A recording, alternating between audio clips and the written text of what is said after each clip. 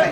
একটা জিনিসের একটা দাম ওটা বলা যাবে না ভালো ওষুধ নিলে ভালো জিনিস দেখতে হবে ভাই এই যে আমার দেয়া হলো দাঁতের পাউডার আসলে দেয়া তো ভাই আমার এই দাঁতের পাউডারটা 60 টাকা মূল্যর দাম 60 টাকা কোনো মানুষের যদি কোনো মুখে কোনো খারাপ কিছু থাকে মানে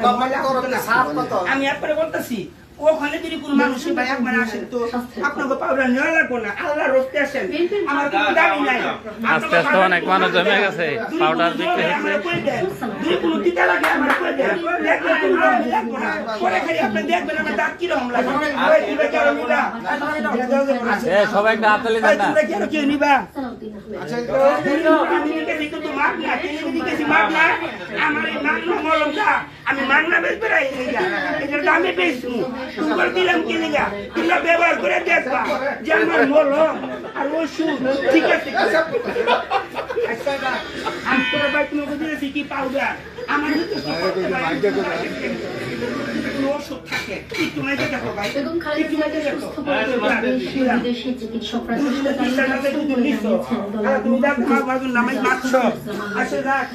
আমার কাছে তাহলে একটা সত্যি কথা বলবা কাকা আমি কোন দাঁতের ওষুধ বেশি দাঁতের পাউডার বেশি আমি কোনো বেকার জিনিস বেশি না কেন এই যে তুমি দাঁতের তুমি মানুষের সামনে আমি কি কইলাম আমি কিন্তু আমার কথা কইতেছি না আমি এই কথা কইতেছি জাকির ভাই দাঁতের পাউডারের কথা কইতেছি আচ্ছা দেখ গেল তাইলে একটা শুকনা মালা ছিল কই ছোটরা কাটা নিল এখন একটা শুকনো রক ছিল ওটা দেন দিকে দেন আমগো খেলা আছে হ্যাঁ গেলে আমগো কোম্পানি একটা মাল মাগনা জীবন দিত না 100 টাকা মালিক হয়ে গরিব হই গেল এই যে পাউডারটা আপনাকে মুখে দিলাম আচ্ছা ভাই এই পাউডার মেরে কোনো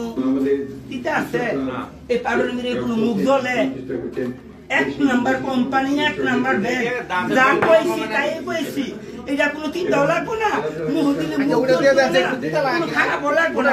কিন্তু কিছুক্ষণ পরে দেখবা তোমার দাঁত চিলমিল করে হেই মিয়া এতগুলা মানুষের সামনে কইছি 2 নাম্বার মানে কইছি দাম কত খুবটা মাত্র 60 টাকা আপনার দাঁত চিলমিল করে অর্ধা তো খবর কি